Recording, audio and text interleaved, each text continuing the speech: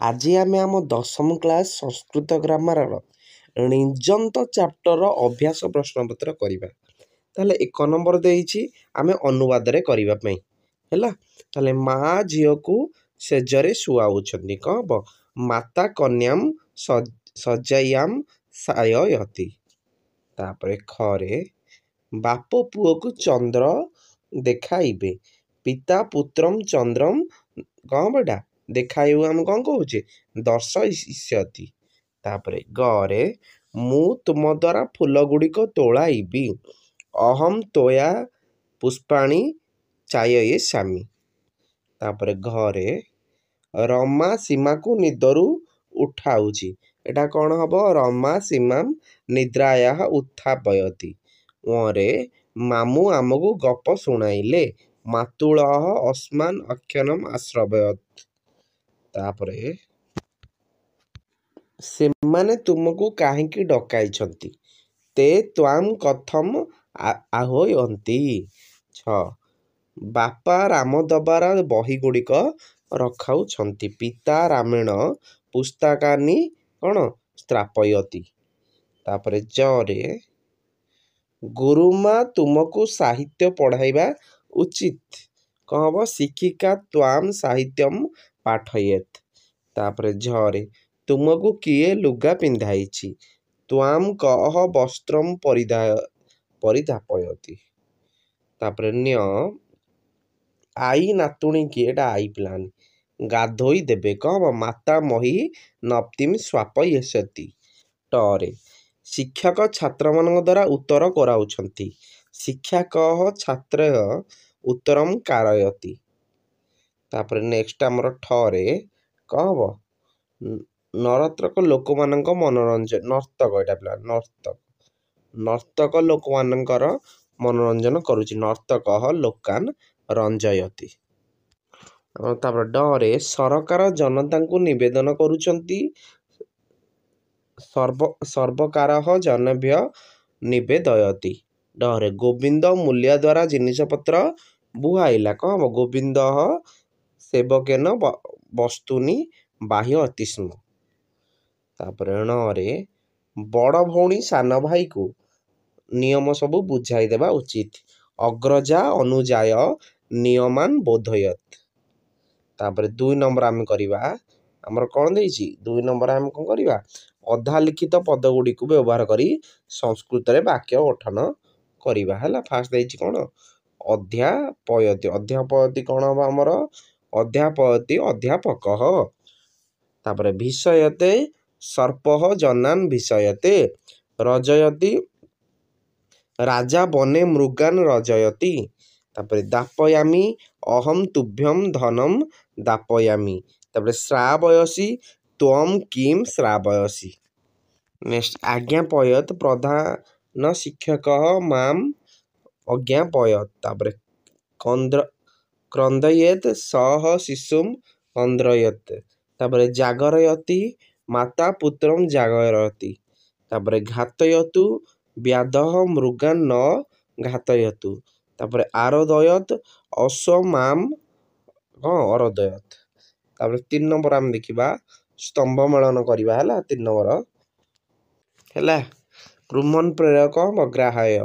ତାପରେ ଲଭମାନମ୍ ପ୍ରେରୟାମି ଲମ୍ଭୟାମି ହେଲା। ରୁଦନମ୍ ପ୍ରେରୟସି, କ'ଣ ହବ? ରୋଦୟସି। ତାପରେ ସ୍ନାତମ୍ ପ୍ରେରୟେତ୍ ସ୍ନାପୟେତ୍। ତାପରେ କ'ଣ ହବ? ପଶ୍ୟନ୍ତ ପ୍ରେରୟତ୍, କ'ଣ ହବ? ଅଦର୍ଶୟତ୍।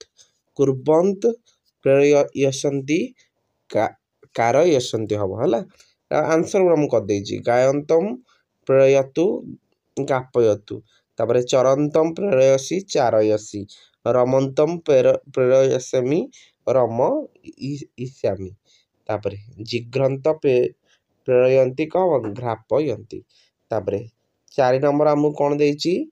4 ନମ୍ବର ଆମକୁ ଦେଇଛି ସଂଶୋଧନ କରିବା ଆମେ ହେଲା। ରଜକଃ ବସ୍ତ୍ରାଣି ରଞ୍ଜୟତି, କ'ଣ ହବ? ସଂଶୋଧନ ଆମର କ'ଣ ହବ କହିଲେ ଦେଖିବା। ଏଇଟା ପିଲାମାନେ ଠିକ ଅଛି ଆମର ହେଲା। ତାପରେ ଖରେ ବିରହ ଖଡେନ୍ ଶତ୍ରୁନ୍ ଭାୟୟତି, କ'ଣ ହବ? ହେଲା। ଏଟା ବି ଆମର କ'ଣ ଅଛି? ଠିକ ଅଛି। ଗରେ ଗୁରୁଃ ଶିଷ୍ୟାନ୍ ବ୍ୟାକରଣମ୍ ଅଧ୍ୟାପୟତି। କ'ଣ ହବ ହେଲା ଗୁରୁ, ଏଟା ଗୁରୁଃ ନୁହଁ ଗୁରୁ ହବ। ତାପରେ ନେତା ହସ୍ତମ୍ ଚଳୟତି ହେଲା ଏହାଟା ହସ୍ତି।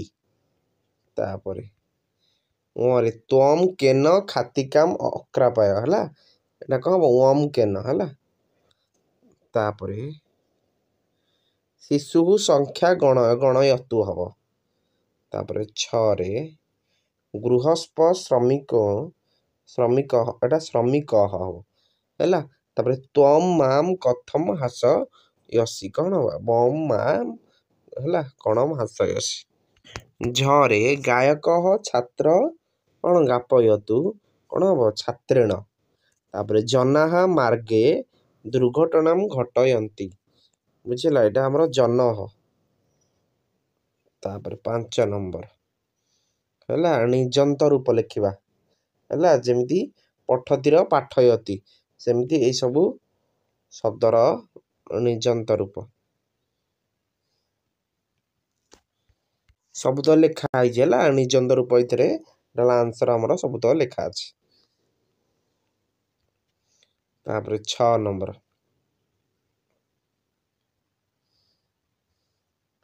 ହେଲା, ଏଠି ମଧ୍ୟ ନିର୍ଦ୍ଦେଶ ଅନୁସାରେ ନିଜନ୍ତ ରୂପ ଲେଖିବା।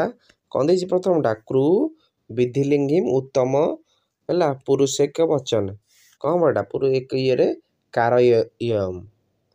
ତାପରେ ସ୍ପଟ ଲୋଟି ମଧ୍ୟମ ପୁରୁଷ ଲେଖିବା, ମଧ୍ୟମ ପୁରୁଷ ବହୁବଚନ ସ୍ଥାପୟତ ହେଲା। କ୍ରି ଲଢି ପ୍ରଥମ ପୁରୁଷ ବହୁବଚନ ହେଲା ଅକ୍ରାପୟନ। ତାପରେ ଗଇ ଲଟି ଗାପୟନ୍ତି।